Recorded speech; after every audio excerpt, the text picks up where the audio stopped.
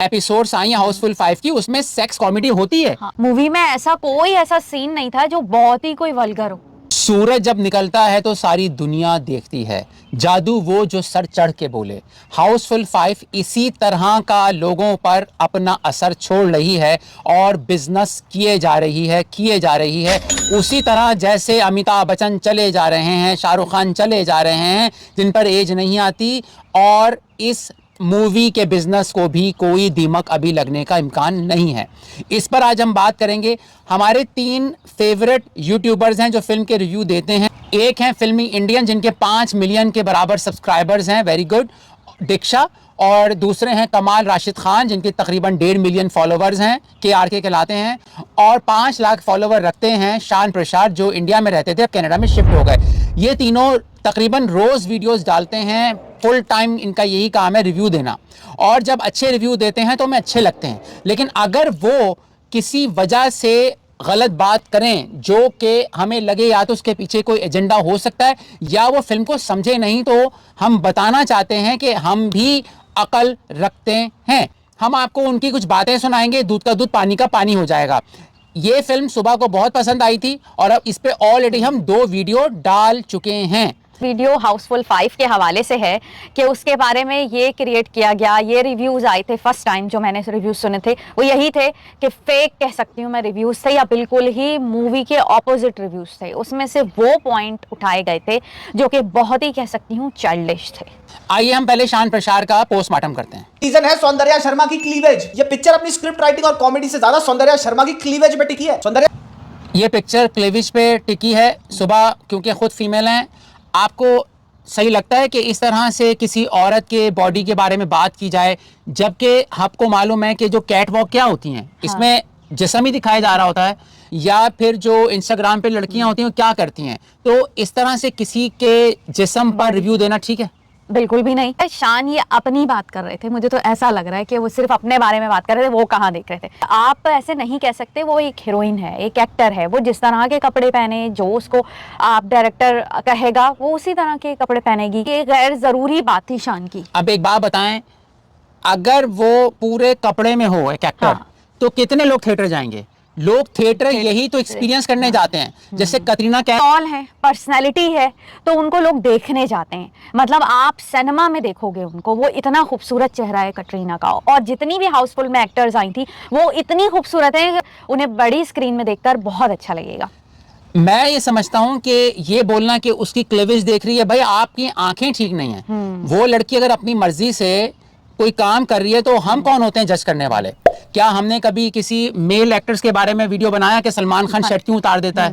यानी हमने भी इसमें जेंडर डिस्क्रिमिनेशन रखना है कि मेल कपड़े उतार सकता है, औरत नहीं उतार सकती, क्योंकि हमारे यहाँ बराबरी नहीं है। इस वजह से हमारे जहन में ये चीज आती है। बहरहाल आगे चलते हैं। फरदीन खान को रिस्पेक्ट है कि उसने वजन कम करके कोकेन की आदत छोड़ के अपने आप को रिवाइव करने की कोशिश करी, लेकिन इस फिल्म में उसकी एक्टिंग देख के तुम्हें समझ आ जाएगा कि आज तक फरदीन खान एक्टर क्यों नहीं बन पाया। फरदीन खान की क्या शान साहब ने नो एंट्री नहीं देखी? उसमें उनके फेस एक्सप्रेशन देखें कि जब वो अनिल कपूर की हेल्प आउट कर रहे होते हैं, वो उनके एम्प्लॉय होते हैं, उनके दोस्त होते हैं, जब बिपाशा बासु उनके साथ फ्लर्ट करती है, तो जो फेस का एक्सप्रेशन है वो मुझे आज भी फनी लगता है। तो आप किसी को ऐसे कंडम माल नहीं कह सकते, रिजेक्ट नहीं कर सकते। एक तो मुझे सबसे ज्यादा बुरा ये लग रहा है कि वो फरदीन खान की एक प्राइवेट बात जो कि पास्ट में हो चुकी है उसको रिपीट करना, फिर कहना कि उन्होंने कोई काम ही नहीं किया इस मूवी में। तो फरदीन खान की एक्टिंग, एक तो इतनी बड़ी कास्ट थी, उसमें जिसका कैरेक्टर था उसने उतना प्ले किया, और मेरे ख्याल में सभी ने जिसने भी एक्टिंग की है वो अपने रोल के मुताबिक अच्छी की है, सही की थी।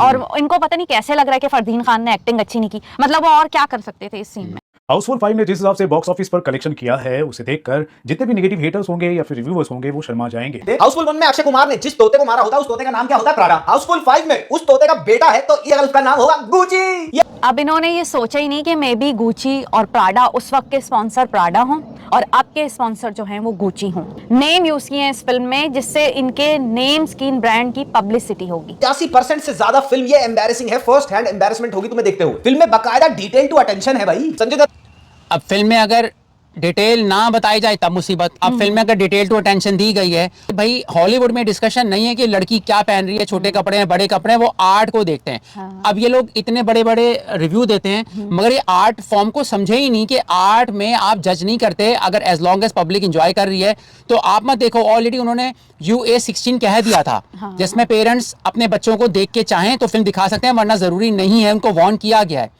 तो ये बताएं, जो इतने गाने आते हैं क्या सब में पूरे कपड़े पहने होते हैं? मुझे समझ में नहीं आ रही है बात। ऐसे बहुत से सॉन्ग हैं, इवन वो बारिश हो के सीन्स जो होते हैं मूवीज में वो कैसे दिखाए जाते हैं। कितनी सॉन्ग्स हैं जो जिसमें आप कह सकते हो कि बच्चे उन्हें नहीं देख सकते, लेकिन इस मूवी पे ही इतना ज्यादा मुझे समझ में नहीं आ रहा कि ये एक्टर्स को क्या कह रहे थे, पूरे कपड़ों में आती। अक्षय कुमार की हर किसी से अच्छी परफॉर्मेंस है, लेकिन खुद अक्षय कुमार की one of the worst comedic performances है of all time. This is literally the lowest that. ये किस बेस पे बोल दिया शान ने कि वर्स्ट परफॉर्मेंस है? हमें तो बहुत हंसी आ रही थी अक्षय कुमार, और हमें नहीं आ रही थी इतने। अगर 50% यूट्यूबर्स ने खराब रिव्यू दिए हैं मगर बाकी लोगों ने इसको पसंद भी किया है। इनकी एक्टिंग की तो कोई सवाल ही नहीं हो रहा। अक्षय कुमार की जो कॉमिक टाइमिंग है, जब अभिषेक को बोलते हैं कि डॉक्टर खेल लो, उसमें उनकी एक टाइमिंग है कॉमिक की। तो इन्होंने बोला शान साहब ने वर्ष की है, और उसकी बेस क्या है भाई? बेस तो बता दो। बेस तो ये होती है कि अगर उस फिल्म को कोई देखने ना जा रहा होता, मगर फिल्म तो अच्छा बिजनेस कर रही है। ये जो जितने भी ये तीनों यूट्यूबर्स हैं ना, इन्होंने फौरन अपने जो है रिव्यूज अपडेट किए थे। वो इसलिए किए होंगे, इन्होंने ना सोचा है कि क्या कहना है या करना है, पहले से इन्होंने माइंड बनाया हुआ था कि हमें नेगेटिव ही इस बारे में करनी है बात, ताकि लोग ज्यादा हेट को पसंद करते हैं। पिक्चर देखने जानी है मत जाना, वो मेरे को यूपीआई कर दो भाई, तरस खाओ, देखो तरस खाओ। चेहरे पे सोया नहीं हूं मैं तुम्हारे चक्कर में, अब फिर नींद नहीं आई। वो मेरे को यूपीआई कर दो भाई, तरस खाओ, देखो पैसा ही पैसा होगा। अब मेरे को UPI कर देना, तुम फिल्म देखने मत जाओ। लेकिन ये बताएं, जो इनकी वजह से देखने नहीं गए तो उन्होंने एक अच्छी तफरी को मिस कर दिया।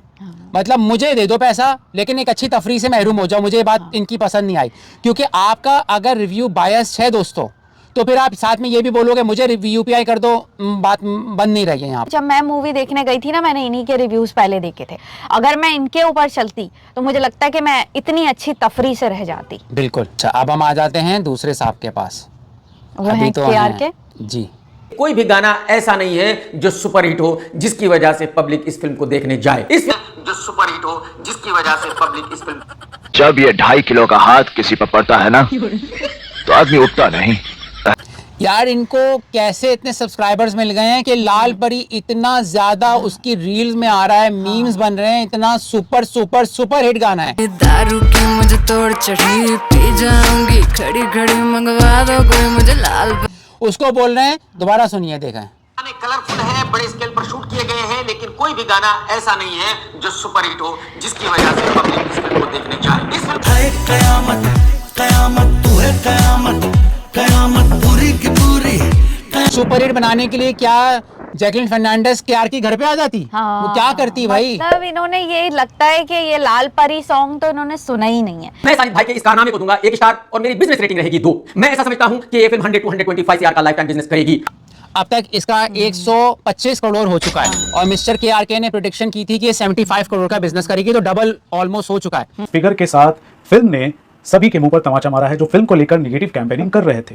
तो अब ये बताएं कि आप इतने कॉन्फिडेंस से कह देते हैं तो क्या माफी मांगते हैं कि यार मैंने गलत कहा? और अगर आप माफी मांग भी रहे लेकिन जो आपने ट्रस्ट खोया है पब्लिक का, वो कैसे वापस लाएंगे? और रिव्यू देते हैं, इतने सालों से ये रिव्यू दे रहे हैं और इनका ये है रिव्यू। मतलब इतने साल हो गए, आपने क्या किया है फिर? ये किस तरह का आपने रिव्यू दिया है इस बारे में? अरे माँ चुदी पर बता रहे हो करे। चलिए, अच्छा, ये है और बहुत सारे वल्गर सीन्स और इरिटेटिंग एक्टिंग का सामना करना पड़ेगा। मतलब सच में पहली फिल्म देख क्या वो लड़की हमारे संस्कार हमारी संस्कृति समझ पाई? क्या ये लड़की हमारी रीति रिवाज समझ पाएगी? दीक्षा साहब वाकई फिल्म देखती हैं या सिर्फ फिल्म का नाम ट्रेलर देके रिव्यू दे देती हैं? मुझे तो ऐसा लग रहा है यानी बहुत वल्गर सीन का सामना करना पड़ेगा। भाई वल्गर सीन सब्जेक्टिव होते हैं कि कुछ लोगों को पसंद आते हैं, कुछ लोगों को पसंद नहीं आते, लेकिन वो एक आर्ट फॉर्म है। चोली के पीछे गाना है, वो आज भी बसों में चलता है। कितना वल्गर लगता है, लेकिन मुझे नहीं लगता। आपको लगता है तो आप मत सुनिए। इसी तरह से आप देखें कि कितने सुहाग रात के सीन आते हैं, कितने डबल मीनिंग जुमले आते हैं। आज मैं राजकुमार राव इनके साथ सुहाग रात मनाऊंगी, थोड़ा रोमांटिक लाइटिंग दो। मगर वो पब्लिक एक्सेप्ट कर रही है। मगर आप जब वल्गैरिटी की बात करते हो तो जो चमकीला के गानों पे उनका मर्डर कर दिया गया था, इसी वजह से होता है कि आप एक आर्ट फॉर्म को वल्गर वल्गर कह देते हो। भाई वल्गर की मीनिंग आपके लिए कुछ और है और मेरे लिए कुछ है। तो दीक्षा इतनी बड़ी 5 मिलियन यूट्यूबर इनके फॉलोवर्स हैं और इनको ये नहीं पता है आर्ट फॉर्म में आप फिल्म सोशल वर्क नहीं है। फिल्म एक एंटरटेनमेंट है। अगर उस एंटरटेनमेंट में एक सोशल वर्क हो रहा है तो अच्छी बात है, मगर फिल्म का ये जिम्मेदारी नहीं है कि वो आपको सोशल वर्क सिखाएगी। आपको वो एंटरटेन करने आई है, आपने देखना देखो वरना नहीं देखो। तो जोक्स गंदे आपको टिकटॉक पे कितने मिलेंगे, इंस्टाग्राम पे कितने मिलेंगे? तो भाई क्या आप सबको बंद करवा दोगे? उसको लोग फनी ले लेते हैं। पहले मैं दीक्षा को सुना करती थी, लेकिन उसके बाद मुझे इनको सुनना बहुत ज्यादा मुश्किल हो गया था। एक तो ये दीक्षा के सुनने वाले फिल्मी इंडियन के जो हैं वो किस तरह उनको सुनते हैं, यानी वो सीधी बातों करती ही नहीं है, वो इतना घुमाती हैं, पापड़ की तरह बेलती हैं और फिर वो असल पॉइंट पे मुश्किल से आती हैं। वो स्टार्ट करेंगी, वो चांद पे सितारों पे करके स्टार्ट करेंगी, फिर बहुत मुश्किल होता है इनको सुनना। भाई मैं ये नहीं समझती कि मैं कोई उनसे जेलस हूँ या कोई ऐसी बात है, लेकिन मुझे वाकई में लगता है कि कभी कभी ऐसा लगता है कि ये जो है ना मूवीज देखती नहीं है और डायरेक्ट रिव्यू दे देती हैं। बहुत सी मूवीज में ऐसा मैंने फील किया है कि भाई इन्होंने मूवी नहीं देखी और रिव्यू या तो अच्छा दे दिया या तो मोस्टली बुरा ही देती हैं, कि पहले से ही माइंड बना लिया था कि बुरा ही देना है। जो यूट्यूबर्स थे ना, उन्होंने जो थंबनेल लगाए हैं वो ऐसे थे कि अब बंदा फिल्म देखने ना जाए, जिसका मुझे बहुत अफसोस है। बाकी यूट्यूबर्स ने तो बहुत अच्छा दिया है। मिसाल के तौर पर एक ने, अब मैं आपको दिखाता हूँ थंबनेल, कॉमेडी नहीं हेडेक है ये फिल्म, ठीक है, सिर्फ लोग रिव्यूज करें। हमारे एक और है सूरज कुमार भाई, उन्होंने लिखा है चूतिया बनाया हमको। अब इनके कोई 2-3 मिलियन फॉलोवर हैं। भाई चूतिया आपको बनाया है, बाकी लोगों को तो नहीं बनाया जो फिल्म का बिजनेस दे रहे हैं। चूतिया बनाया तुमको।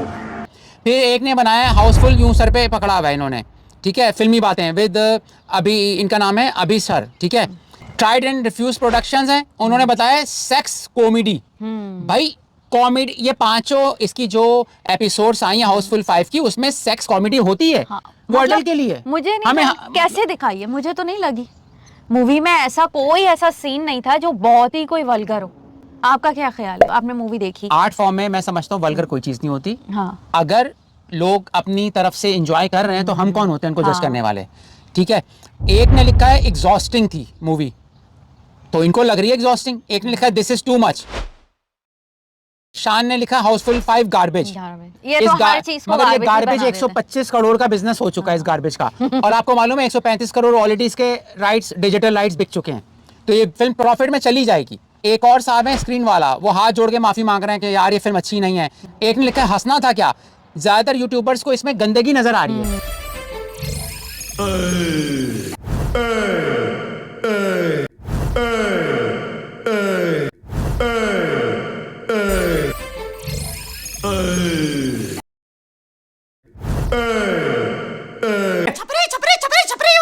तो भाई ये फिल्म है, ये एंटरटेनमेंट है।